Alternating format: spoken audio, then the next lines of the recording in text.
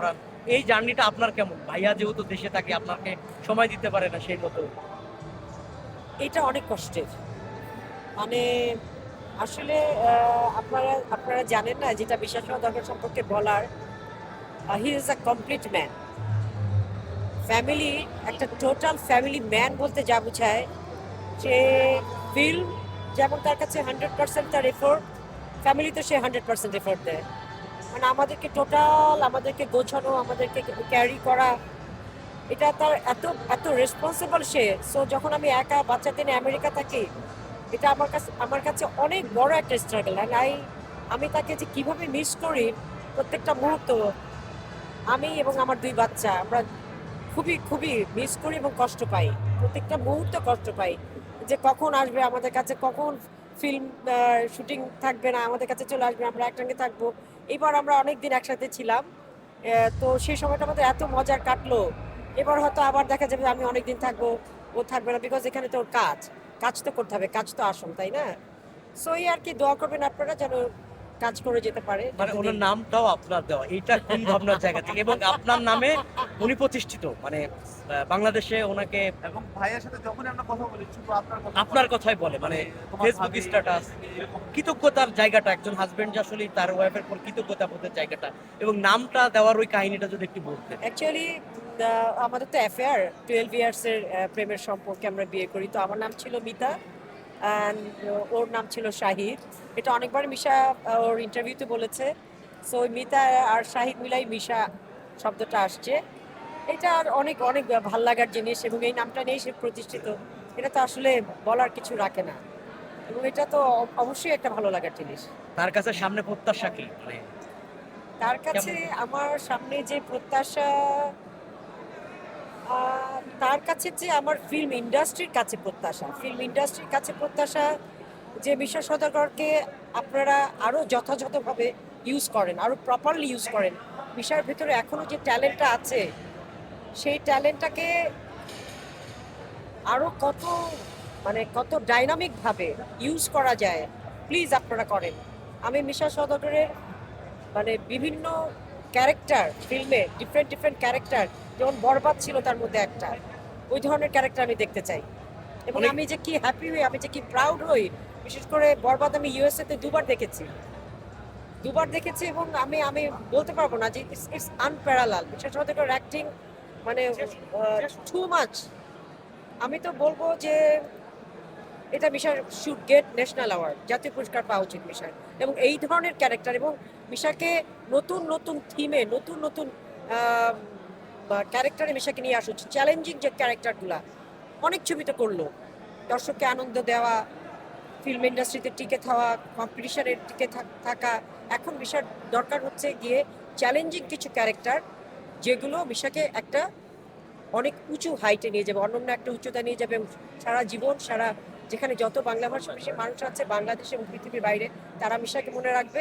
এটাই আমার সবচেয়ে বড় চাওয়া ফিল্ম ইন্ডাস্ট্রির কাছে। ভাবি thank you very much. Last question ভাবি, Please, এটা হচ্ছে জি। মানে অনেক স্ট্রাগল পিরিয়ড যায়, জি। এখন একটা সুসময় চলতেছে, ভালো জি। সময়, ভাইয়া এস্টাবলিশড।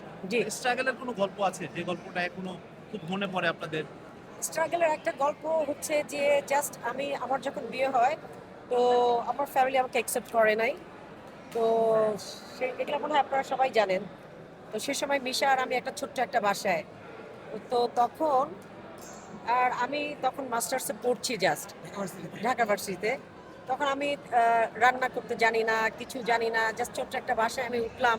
বাট আমার বিয়ের মনে হয় 4 থেকে 5 মাস পরে মিশা আমাকে রেখে 17 দিনের জন্য আশা ভালোবাসা ছবি করতে চলে গিয়েছিল আউটডোরে। হ্যাঁ, ছটকু আহমেদের ওটা সম্ভব তবিজুদ্দিন রিজভির। ছটকু আহমেদ মনে হয় ছিলেন, রাইটার ছিলেন প্রবাবলি। তো ওই যে মানে আমি, মানে আমার যে কি হয়েছিল ওই সময়, আমার ইউনিভার্সিটি পড়া, আমার রান্না, মিশা নাই ওদিকে, মিশা ক্রাইং ফর মি, এখানে আমি আমি মিশার জন্য কান্না করছি। এটা যে কত বড় স্ট্রাগল ছিল আমাদের জন্য, এটা আসলে বিশ্বাস করা যায় না। আর সবচেয়ে বড় কথা যে বিশ্বাস, ওর উপর আমার যে বিশ্বাস, আমি কখনো কোনোদিনই জিজ্ঞেস করি নাই কোন ছবি কোথায় কি, ডে নাইট শুটিং করছে, একদিনে 5 ছবির শুটিং করছে মিশা।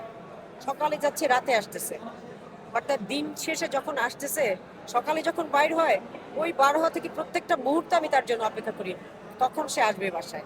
কখনো জেলাস ফিল হয় কখন না আর নো, যে এত নায়িকার সাথে সে কাজ করে, মানে কখনোই না। আই নো হিম, আমি তাকে জানি। অসম্ভব ভালো একজন মানুষ, হৃদয়বান, চরিত্রবান। সে তার কাজকে ভালোবাসে, সে মানুষকে ভালোবাসে, সে মানুষকে সম্মান করে, নিজের কাজকে সম্মান করে এবং আমাদেরকে সম্মান করে। আমি যে ওয়াইফ, একজন ওয়াইফের যতটুকু সম্মান প্রাপ্য, একজন বাচ্চা কাচ্চার যতটুকু পাওয়ার দরকার, তার রিলেটিভস, তার সারাউন্ডিং যারা পিপল আছে তাদের যতটুকু প্রাপ্য, Misha tries his best to fill up those. বাসায় কে বেশি শাসন করে, মা নাকি বাবা, যেহেতু কম থাকা? মা একটু বেশি শাসন করে। আচ্ছা, আর বাবা কি? মা একটু বকা দিলে বাবা একটু মানে আদর করে আর কি, বকাটাকে থামায় আর কি। বাবা মা কি বানাতে চায়, মানে লক্ষ্য কি থাকে না যে ক্যারিয়ারের গোল সেট করে দেয় নাকি? এখন ইঞ্জিনিয়ারিং পড়ছি আর কি, তো ওইটাই লক্ষ্য। আপাতত এর থেকে দূর আর কোনো লক্ষ্য নেই, ইঞ্জিনিয়ারিং পড়ছে। বাবার সিনেমাগুলোকে দেখা হয় কেমন লাগে? জি দেখা হয় প্রায় প্রতি ঈদে যেগুলো বের হয় ছোটবেলা থেকে বাবার সাথে হলে যায় আর কি। ঈদের সিনেমা দেখতে যাই, যেমন বরবাদ দেখতে গিয়েছি, ওয়েলকাম 1, অনেকগুলো দেখতে গিয়েছি। এইবার মনে হয় বাবা ঈদের ছবি করছে, এবার ইনশাল্লাহ দেখতে যাবো। আপা, আপনার কাছে একটা প্রশ্ন যে একটা বাবা ছোটবেলা থেকে মানে যখন আমরা দেখি তখন দেখি খুব ফ্যাশনেবল।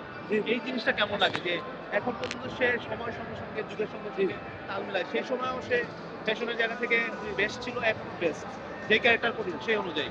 এটা অবশ্যই দেখে ভালো মনে হয় বাবা যে যে আধুনিকতার সাথে চলে আর কি, তার ফ্যাশন আছে সব দিক থেকে আধুনিক। এটা এটা আসলে অনেক কিছু শেখার আছে, আমার অবশ্যই ভালো লাগে, খুব ভালো লাগে। বাবাকে কিছু বলতে চান, মানে অন ক্যামেরা যেটা বলা হয় না, হয়তো সন্তান হিসেবে শাই ফিল করেন? থ্যাংক ইউ বাবা, এটাই আসলে, এটা ছাড়া কিছু বলার নেই। বাবা সব কিছু করে, অনেক কিছু করে, দিন শেষে অনেক খেটে এসে আমাকে একটা হাসি মুখ দিয়ে গ্রিটিং করে আর কি। তো এটা অবশ্যই অনেক বড় একটা জিনিস। আমি আমার বাবাকে বাবাই আমার আইডল আসলে, তো এটাই। থ্যাংক ইউ বাবা। Thank you. বাবা চলে গেছে আর কি, আমাদের মনে হয় যাওয়া উচিত, সে বেরোয় গিয়েছে। আপনিও দিতেছি, ও আচ্ছা আচ্ছা। হ্যাঁ।